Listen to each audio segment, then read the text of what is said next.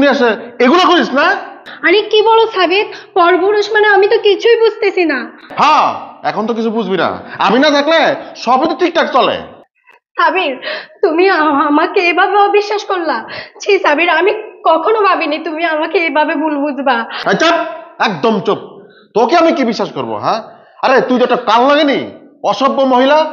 এই, তুই কি না করতে পারবি? তোর রুমের মধ্যে কোনো পরপুরুষ নেই? তোকে আমি আজকে হাতে নাতে ধরার জন্য আমি এখানে আসছি।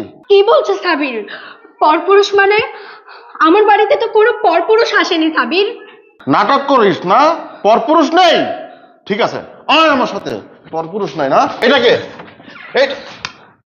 কি চমকে গেলা কেন? এটাই পরপুরুষ। এই পরপুরুষের সাথে আমি বাজে কাজ করছিলাম, বুঝছো সাবির? মানে শোনো রোশনি, কি শুনবো তোমার কথা? অনেকই তো শুনলাম তোমার কথা, আর কিছু কি শোনার বাকি আছে বলো তুমি।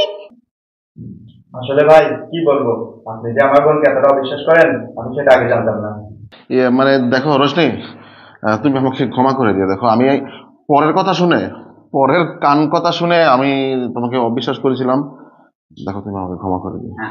দেখো, আমি তোমার সাথে 2 বছর সংসার করছি, আর একটা কথা কি জানো, স্ত্রীর উপর যদি বিশ্বাস না থাকে সেই সংসারে কখনো সুখ আসে না। শোনো সাবির, মানুষের কান কথা শোনার আগে বিষয়টা যাচাই বাছাই করে নিও। আচ্ছা ঠিক আছে, যা হওয়ার হয়ে গেছে, চলো আমি তোমাকে খাবার দিচ্ছি।